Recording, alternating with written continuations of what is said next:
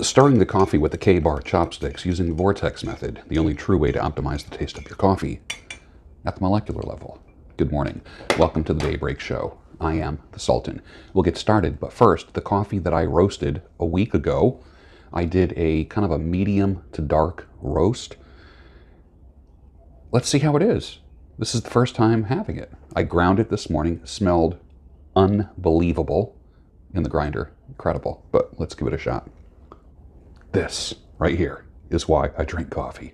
Right here. Absolutely incredible. I have a bag of green beans and I have a air corn popper. You use the same amount of green coffee beans that you would popcorn. So you take that little cup thing that's at the top, the air corn popper, you fill it up with the green coffee beans, level it off, put it in, and in about 7 minutes, oh, and make sure you do it over the sink or in the sink, because when the outer part of the coffee bean separates from the bean, it's this little chafe, it's this wispy little shell thing that just can float all over the place. It just goes into the sink. And then you can turn the water and just rinse it down the drain. Or if you do it outside, well, for instance, I did it once outside thinking that I was going to have roasted coffee in 7 minutes. The reality was it was so cold out that it took 15 to 20 minutes just to get a medium roast.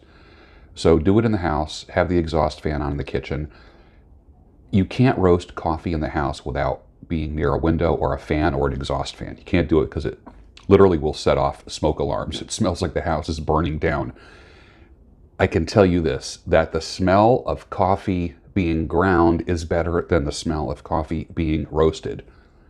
The smell of coffee roasting, you think like this romanticized, coffee roasting. It smells like the house is burning down. That's one of the first surprises when I got red-pilled about coffee. Let's get started here. Just the sound of cable news or news in general can actually make you sick by increasing stress and lowering your immune response. It's a 100% biological response to chaos. Think about yourself as just a purely physical, evolutionary being. When you are around panic, you're ready to either run or fight. When you listen to the news, you are in that fight or flight response. Whether it doesn't matter what your IQ is, doesn't matter how smart you are, doesn't matter what Republican or Democrat or political party you are, it's fight or flight response. So when you have the TV on all the time, you're just always in a heightened mood. There's always what is that stress hormone? You know the one I'm talking about. When that gets released, I have to finish my first cup of coffee here before I think straight. Put the answer down below if you know what I'm talking about. That gets released, that stress thing that just always keeps you ready to act somehow, some way. When that is constantly on, you know what it's like? It's like just getting beat. You're just like a heavy bag in a gym, just constantly getting beat. So when you end up having a period of silence, your body is processing, your body is healing from all of the stress. That's why it's important to have silence. You know, in my whole concept that I've adopted of Pustinia, which is the Russian Orthodox theology concept of silence, solitude, and prayer, I modified it to be silence, solitude, and service, because I don't want to be the kind of monk that removes himself from the world. I am a lay monastic, so there's silence, solitude, and then service. Some of the greatest times I've ever had in my life were when I volunteered on a holiday, and I did that a lot after my divorce, where I would go to a soup kitchen and literally be ladling out mashed potatoes or vegetables to people in a cafeteria line or serving them. What was I going to do? Just sit home? I wasn't real big into going to other people's houses because I was alone for the holiday or newly single and all this kind of stuff. So I went and served, and it was magnificent. And I was happy to people who were complete strangers. Good morning, Merry Christmas, Happy Easter to you. Can I help you? Can I get you some more? No, stay there, I'll get it for you. I'll take your tray. Don't worry about that. I hope you had a good day today. Here, let me get your jacket for you. Imagine spending a whole holiday like that with people who never have that kind of stuff shared with them. I probably got more joy out of it than they did. You know, they received it once. I got a chance to share that all day long with 100 different people.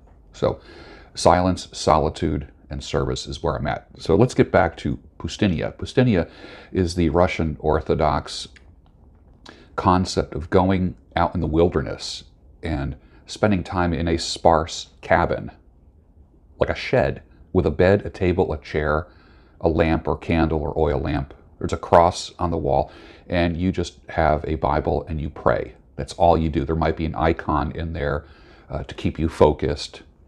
There might be a Orthodox prayer rope or a rosary of some type. What's fascinating is that when you come away from a time of silence and solitude and prayer, you are different.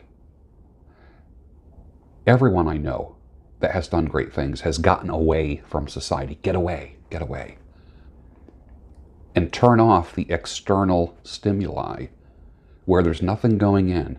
And after a while, for instance, those of you who have fasted, which you know I'm a huge fan of fasting, I've done 7 days at one time before. My next big fast will be a 10-day fast, but I have to work up to it. Probably do a day, and then 3 days, then 5 days, then 7 days, then 10 days. My goal, literally, is to do a 40-day fast before I'm dead. Before I die, I would love to be able to do a 40-day fast. But the first day or two are so hard, so difficult. And then by the end of the fast, you've heard me say this before, I'm grieving the time that I was not affected by things, by carbs, sugar, caffeine, food. You are so level. If you've ever done a 5-day fast, you come out so level-headed. It is amazing. You're not starving. You're actually grieving the time because you're leaving it. You're like, wow, now I have to go back to society. And the Pustinia is kind of like social fasting and then just focusing on the Lord. What does he want you to do? Where does he want you to go? You're at a crossroads and God reveals those things to you. So for the first day of silence, of no TV, no radio, no interaction, no people. And I'm not talking about the, what's the word, where you don't like people. You don't, again, I got to finish my first cup of coffee before all the words come to me. My vocabulary hard drive isn't working 100%. Was it Wednesday? Is that her name? Wednesday Addams?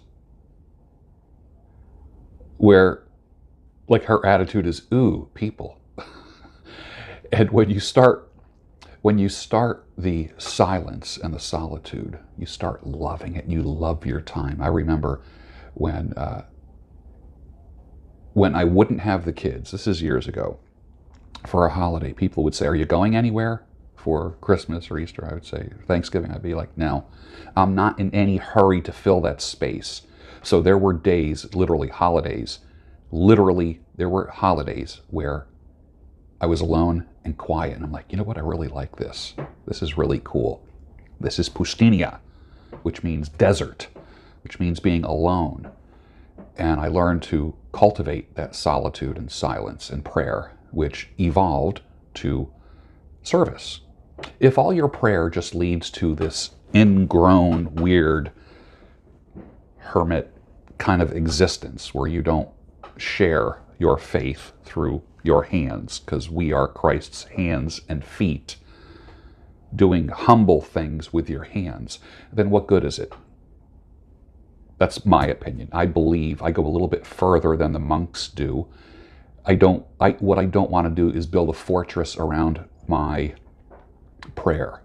I want to breach that wall and let the prayer transform into humble service. There are some monasteries where monks go, where they make coffee, they make beer, they make jam to support the monastery, to support the work of the monks, helping the poor. That's pretty cool. I spent a lot of time reading and watching shows and videos, movies on monks. One of the ones that changed my life was called Trappist. Trappist, and that's either on Amazon or Netflix, I forget. And then there was one called Monastery, or Monasteries.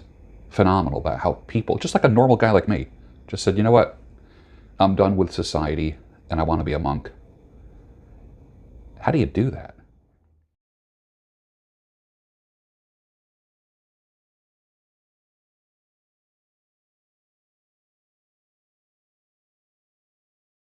Which is kind of cool. In other words, he still operated in day-to-day life, and I can still do that. I can still do that. I don't have to retreat from the world. There is retreat. If you just keep retreating, then you just end up being invisible and nothing gets done. I like to retreat, then advance. Retreat, then advance. Strengthen myself, fight the battle. Come back, recover, strengthen myself, go out and fight the battle. Actually, I just got the book, Pustinia. It's an old library book. This is fascinating. This was written in, let's see, written in 1975. Ave Maria Press. Catherine de Heck Doherty. Pustinia. This is her right here. I don't know if you can see that. And it's subtitled Christian Spirituality of the East for Western Man. I like that. Now, when it says of the East, it doesn't mean China. It means like Eastern Europe. So it's Russian Orthodox spirituality. So let's get back to the topic, which was, let's find it here specifically. The chaos that comes to you from the news, creating that fight or flight response. Can you imagine if you're not fighting, you get a chance to nurture yourself and God can speak to you? Think about it. So when you don't have the external stimuli, what do you have? You have just God speaking to you. You have just your body speaking to you. And it takes a while for detoxing. A lot of people will drink teas and things like that for a detox. But think about this. Can you imagine having a mental detox, an emotional detox, a spiritual detox, where you stop putting crap in your body? Okay? And it takes a while to get used to that. Your body's going to fight. Your body's going to want. How many times do you get into your car, you start the car and turn on the radio? You're not even thinking. You turn on the radio. That's automatic behavior. How many times have you gotten into your car and driven to work and you didn't consciously think, make a left turn, make a right turn? It's almost as if you automatically go to work and next thing you know, you're at work, or next thing you know, you're at home, right? Automatic behavior. What other automatic behavior do you have? Do you wake up and put on the radio? Do you wake up and put on the TV? Can you imagine just waking up and enjoying the silence? Remember, there was a show, if I'm not mistaken, called Entertainment Tonight, and there was a host of the show, Mary Hart, who some people said had a very irritating voice. And there was a guy that whenever he heard her voice, his physiological response was he would have like a seizure. He would literally go into a seizure because the frequency of her voice did something to his brain where he would just like literally just go into a seizure. Can you imagine you're always on the brink of a seizure with all the noise, the news, politics, what's going on in the world? Imagine silencing yourself from that with Pustinia, getting away, desert, silence, solitude, service, or silence, solitude, and prayer. It starts with silence, service, and prayer, and then moves to service. Case in point, many times before I go to bed, I will watch Indian head massage videos or camping videos that are quiet. Someone splitting wood or making a fire, setting up a tent, being in the wilderness, hearing the birds chirping, the water running. And they calm me down. What I don't want to do is watch like police activity videos before I go to bed at night. I don't want to put my mind in that state. So putting on the news literally changes the state of your body. And if you're constantly in a state of alert and ready to fight or ready to run, it's wearing down your body. Cortisol. That's the chemical that I was thinking about at the beginning of this video. experience a cortisol reaction when your body is fighting all the time. When it's fighting stress, cortisol gets released and it wears on you.